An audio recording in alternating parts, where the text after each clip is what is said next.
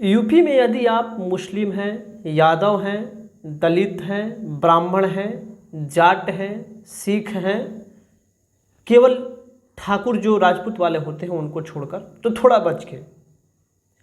कहानी ये है कि मंगेश के परिवार के मुताबिक कि सोमवार को रात में पुलिस उनके घर जाती है, मंगेश को घर से उठाकर लाती है और मंगेश कि घर परिवार के द्वारा जब पूछताछ किया जाता है कि मतलब कहाँ ले जा रहे हैं आप मंगेश को, उनके मोबाइल को जब्त कर लिया जाता है और पूछा जाता है कहाँ ले जा रहे हैं मंगेश को, उसके बहन के द्वारा, जिस प्रकार से उनका परिजन जो आरोप लगा रहा है उस पर, तो पुलिस द्वारा उनको मारने पीटने की धमकियाँ भी दी जाती हैं।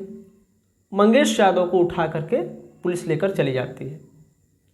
अब मामला ये है कि 28 अगस्त को लगभग मीडिया के मुताबिक 1.5 करोड़ की डकैती हुई थी सुल्तानपुर में। पुलिस 3 सितंबर को आरोपियों को गिरफ्तार कर लेती है, जिसमें संलिप्त व्यक्ति, थोड़ा सा यहाँ पे मैं कहूँगा कि सरनेम पे आप ध्यान दीजिएगा, सचिन सिंह, पुष्पेंद्र सिंह, दुर्गेश सिंह, त्रिभुवन को गिरफ्तार कर लेती है। और 4 सितंबर को इसमें जो मुख्य आरोपी दुर्गेश सिंह है वो सरेंडर कर देता है। और 5 सितंबर को पुलिस द्वारा मंगेश यादव को पुलिस इनकाउंटर में जान से मार दिया जाता है, जो कि कुख्यात अपराधी, डकैत, हत्यारा, पता नहीं क्या क्या इनामी डकैत था। खैर, मैं 1.5 करोड़ की जो डकैती डालने वाला मंगेश यादव है उसका घर भी दिखाएंगे आपको थोड़ी देर में। लेकिन जो सपा सुप्रीमो है अखिलेश यादव ने, उन्होंने क्या कुछ कहा है ये देखिए, जो एक्स पे ट्वीट करके उन्होंने कहा। अखिलेश यादव एक्स पे ट्वीट करते हैं, लिखते हैं कि सुल्तानपुर की डकैती में शामिल लोगों से सत्ता पक्ष का गहरा संबंध था, इसलिए तो नकली एनकाउंटर से पहले मुख्य आरोपी से संपर्क साध करके उसको सरेंडर करा दिया गया और अन्य सपक्षीय लोगों को पैरों में सिर्फ दिखावटी गोली मारी गई और जात देख करके जान से मार दिया गया। यानी कि ये इनडायरेक्ट रूप से इशारा कर रहे हैं कि यादव देख करके मंगेश यादव को जान से मार दिया गया। नकली इनकाउंटर रक्षक को भक्षक बना देता है। समाधान एनकाउंटर नहीं है, असली कानून व्यवस्था है। भाजपा राज में अपराधियों का अमृतकाल है। जब तक जनता का आक्रोश चरम सीमा पर नहीं पहुंच जाता है तब तक लूट में हिस्सेदारी का काम चलता है और जब लगता है कि जनता घेर लेगी तब नकली एनकाउंटर का ऊपरी मरहम लगाने का दिखावा होता है। जनता सब समझती है कि कैसे कुछ लोगों को बचाया जाता है और कैसे कुछ लोगों को फंसाया जाता है। घोर निंदनीय। ये अखिलेश यादव एक्स पे ट्वीट करके उसी दिन बताते हैं 5 सितंबर को। अब हम दिखाते हैं कि कुख्यात मंगेश यादव के पिता ने क्या कुछ कहा है, जो कि कुख्यात डकैत है, हत्यारा है था मंगेश। उसके पिताजी क्या कहते हैं, चूँकि ये गुजरात में प्राइवेट किसी सेक्टर से काम करते होंगे, तो जरा सुनिए ये क्या कह रहे हैं। पूछो मत, यहाँ आने के बावजूद ही बोलती है कि जल्दी मंगेश को जलाओ, रखो मत, अभी जलाओ, इसको हटाओ।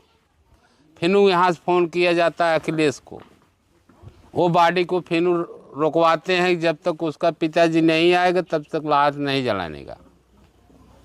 उठाने ने बात कराओ, कौन है उठवा रहा है लाश को। शव को देखा था आपने, क्या कितनी गोलियां लगी हुई थी? उसमें गोलियां 6 लगी है सर, 2 इसमें लगा है और 2 इधर मारा है यहाँ पे, और एक बाँह मारा है, गोली यहाँ से निकली है बाँह में, और एक इधर लगी है। 6 गोली उसको छेदा है। और चड्ढी हाफ पैंट पे इसको घर से लेके गया है लोग, और वहाँ दिखा रहा है कि मोटरसाइकिल है और कपड़ा पहना है, पैंट शर्ट पहना है। दिखाने वाले क्या क्या वफा उड़ा रहे हैं भगवान, हमको खुद ही नहीं समझ में आ रहा, हमारे दिमाग ही नहीं काम कर रहा है।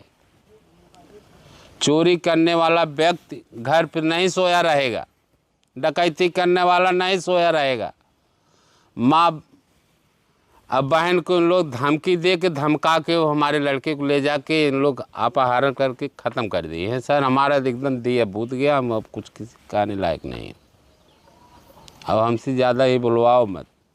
आपकी जो आर्थिक स्थिति है वो भी आप बता चुके हैं कुछ, यही एक घर है आपका एक छोटा सा। सर आप देख लो, और नहीं समझ में आए तो गांव से पता कर लो ना साहिब। हम तो खुद दिमाग हमारा ख़राब है, हम क्या बोलें आपसे, कितना सच्चा है, कितना गलत है, हमारा लड़का कितना मर्डर किया है, कितना कत्ल किया है, कितना डकैती किया है, गांव वाले से पता करो सर। हम कुछ नहीं आपसे बताएंगे, इसके बारे में हम कुछ नहीं बोल पाएंगे, क्योंकि उसके लड़के एक ही लड़के के नाते से उसकी माँ बहन बेहोश हो गई है।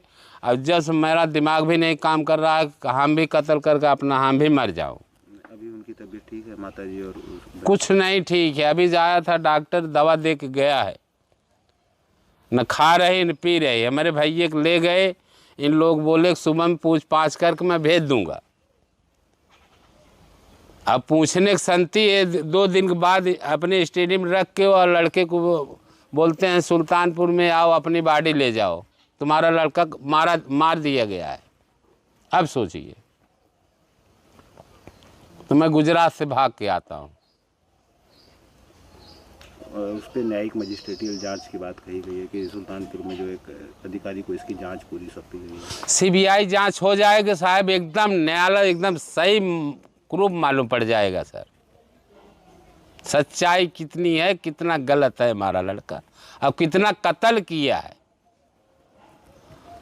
मगर सीबीआई जांच जब तक नहीं होगी तब तक मालूम नहीं चलेगा भाई साहब, क्यों दबावा जा रहा है, बहुत दबाव पड़ रहा है, क्योंकि वहाँ बॉडी नहीं दे रहे थे तभी अखिलेश को नहीं फ़ोन किया होता तो बॉडी हमारी मिलता नहीं, हमारे लड़के को वहीं वो लोग मान बोन कर ख़त्म कर दे। मंगेश की बहन ने क्या कुछ कहा है वो सुनो, चूँकि मंगेश की बहन ने ही बताया कि किस तरह से उस रात पुलिस ने मंगेश को उठा कर के ले गया रात में 2 बजे, और मंगेश के बारे में पुलिस से पूछताछ करने पर ये हमेशा कहा जाता था कि मंगेश से अभी पूछताछ चल रही है, और पुलिस ही अचानक ये खबर देती है कि मंगेश जो है पुलिस के साथ मुठभेड़ में उसको मार दिया गया है, मतलब कि इनकाउंटर कर दिया गया है। और उसकी बहन क्या कुछ कह रही है आओ सुनते हैं। स्कूल पे गए थे फीस जमा करने के लिए और देर हुआ था हमें छोड़ने के लिए भी, वहाँ से नहीं फीस काट हम यहीं पे भूल गए थे, तब आज चले आए, जमा भी नहीं कर पाए, वहाँ से चले आए भाई के साथ घर पे, मतलब हम वहाँ पे थे, टीसी नहीं थी तो भैया में पैसा दे के चले आए घर पे 28 तारीख को। फिर के सोमवार को 2 बजे रात को आई थी पुलिस, जबरदस्ती हमारे भाई को लेकर गई। जब हम लोग पूछताछ करने लगे तो बोले कि हम उनसे पूछताछ करके हम छोड़ देंगे, फिर वो छोड़े नहीं और हम लोग को बोले ज्यादा बोलोगी तो मारेंगे भी, और फिर आके घर में पूरा चेक किए, कुछ मिला नहीं, और लेकर गए थे मोबाइल बस भाई के, और जब उनका इतना सोना वोना लुटान था तो कहीं नहीं मिला, क्यों नहीं मिला? जब साथ में लेकर गए थे बोल रहे पिस्टल था और गाड़ी था, गाड़ी कहाँ गई, पिस्टल कहाँ गया, उनको मिलना चाहिए ना, काहे को नहीं मिला? 28 तारीख की जो घटना हुई थी जिसमें आरोपी बनाया गया, उसके बाद वो लोग छोड़े नहीं, उनको नहीं छोड़े। क्या पता चला उसके बाद? उसके बाद उनको ले जाके कहीं और मारे, और बता रहे हैं कहीं और मारे के। क्या लगता है कि ऐसा भाई कर सकता था? नहीं, हमारा भाई ऐसा नहीं था, ऐसा नहीं किया था, वो कहाँ से करेगा जब वो पहले से ही हमें बता रहा था, हमारा नाम वो लोग लिखवाए हैं, नहीं किया था। तो और लोगों को नहीं मारे, सिर्फ मंगेश को ही मारे, क्यों ऐसा किए होंगे? ऐसा वो हम लोग यादव हैं इसलिए किए, इसलिए किए। क्या नाम है आपका? हमारा नाम प्रिंस यादव है। अब ये मंगेश की माँ को सुनो, ये पढ़ी लिखी तो नहीं लग रही हैं, लेकिन इतना इनको समझ जरूर है कि भारतीय जातीय व्यवस्था ये अच्छी तरह से समझ पा रही हैं, क्योंकि ये देखो ये सब क्या कह रहे हैं, सुनो जरा इनको। अखिलेश यादव कुछ न होए, उनका कुछ न लागे, अरे गड़रिये को उनके सामने कुछ न होए, ठाकुरे बाबा ने कागे, हम तो कहा था हम ही सबको मार दें, 2 जनी है, हाँ बच्ची बा हम 2 जनी है, मार दें हम सबके, संतोष हो जाए, कुल जवन झोपड़ पट्टी बाल ले लें, एक चिड़ै खोथा लगावत है तो कितनी समय हो जाती, इतना बड़ा बच्चा पालत जियावत, नमक रोटी खियावत, कैसे मार सबको दिन कटा है, आज का हाल कह दिहन के ये बुढ़ाई होए हमारे सबके, हाँ के होए चन भर कुल बिगाड़ दी है, गरीब मनई 27 का फायदा। हाँ, हम सब जब नमक के भी महंग है देख लें आँखी के सामने, हाँ का बताई हम सब, हमारे सबके तब नैहर में होता है, इनवार में होता है, अब केहू कुछ लागत नायब साहेब अब अखिलेश नीलेश कुछ न कह पाइए इनके सबके सामने। हमार सबका कितना हम तो कही था कि गलती बा हिरे गड़ेरिया के इनके सबके आगे। सरकार से यही कहा कि जैसे जान लिए हैं जान दे दे, नहीं मार बेटवा दे दे, हाँ नहीं हम सबको मार दे कुल ले जाए झपड़पट्टी, ना ही उनका आघात बिंद्री ले जाए वो अपन ही है इंद्री भर ले वो अपने लड़के बच्चा दे दें जे का समझत हो। और अब हम तुमको दिखाते हैं, चूंकि हमने शुरुआत में कहा था कि जो 1.5 करोड़ की डकैती किया है कुख्यात इनामी जो अपराधी मंगेश यादव है, उसकी करोड़ों का घर हम दिखाते हैं तुमको, जो कि हत्याएं करता है, कुख्यात अपराधी है, इनामी मतलब कि अपराधी है। उसकी तुम घर देख लो पहले, उसके बाद बताना कि इसके घर पे भी बुलडोजर चल जाना चाहिए, क्योंकि इतना बड़ा अपराधी का घर, इतना आलीशान घर जिसमें मार्बल, महंगे महंगे फर्नीचर, एसी, फ्रिज, तमाम तरह की ऐसो आराम, लाखों की इलेक्ट्रॉनिक सामान जिसमें रखा गया हो, वैसे घर को भी उस पर भी बुलडोजर चल जाना चाहिए। जरा देखो इसका घर देख लो, जरा मंगेश यादव का घर देखो, जरा आलीशान बंगले से रूबरू हो जाओ, थोड़ा सा देख लो इसका घर। उत्तर प्रदेश पुलिस के हिसाब से कुख्यात डकैत मंगेश यादव के घर खड़े हैं। ये मंगेश का घर है जहां श्रद्धांजलि के लिए उसकी एक तस्वीर लगी है। 20 साल का लड़का जिसे डकैत बताकर उत्तर प्रदेश पुलिस ने मुठभेड़ में मार गिराया और कहा कि हमने कानून का राज कायम कर लिया है। उसका घर देखिए, कुख्यात डकैत का घर देखिए, कितना आलीशान मकान है, शानदार मिट्टी से, दुनिया की सबसे कीमती चीज से बना मकान है ये। उसकी ईंटों में मिट्टी भर के मकान बनाया गया है, ऊपर पतरा रखा है, कायदे से सीमेंट की छत भी नहीं है, और ये एक कमरा उसका महल है, वो महल जिसमें वो डकैत रहता था। ये एक मड़ही है, एक छप्पर है जिसमें बेहोश माँ पड़ी है, जो लगातार ये पूछ रही है कि मेरे बेटे को मारा क्यों गया, और बार बार बेहोश हो जा रही हैं। अम्मा कुछ बोल पाएंगी क्या? ये वो छप्पर है जिसमें अभी मंगेश के परिवार के तमाम लोग और उनकी माँ बेसुध पड़ी हैं। आप देखिए इस छप्पर की हालत और अंदाजा लगाइए कि कितना बड़ा डकैत जो है वो मंगेश रहा होगा। इस छप्पर में तमाम तरीके की ऐसी स्थितियां हैं कि मुझे लग रहा है 1-2 साल पहले ये छप्पर आखिरी बार बना होगा। यहाँ देखिए कुछ चारपाइयां पड़ी हैं जो शायद सोने की होंगी, जो 1.5 करोड़ की लूट करने के बाद मंगेश ने बनवाई रही होंगी। आइए वो कमरा भी दिखाते हैं, जो कमरा मंगेश की डकैती का सबूत दे रहा है। मंगेश ने इसी कमरे में डकैती का सारा सामान शायद रखा था, जिसको हासिल करने के लिए उत्तर प्रदेश पुलिस ने उसको मार डाला। ये देखिए मंगेश के कमरे में एक सिलेंडर, ये कमरा भी नहीं कह सकते लेकिन ठीक है, ये एक सिलेंडर है। शायद ये मुझे लगता है कि सरकार द्वारा दी गई उज्ज्वला योजना का सिलेंडर होगा, लेकिन सरकारी योजना से आने वाला सरकारी आवास मंगेश के हिस्से नहीं आया। मंगेश के कट्टर हिंदू होने के भी सबूत यहाँ दीवार पर चिपके हुए हैं।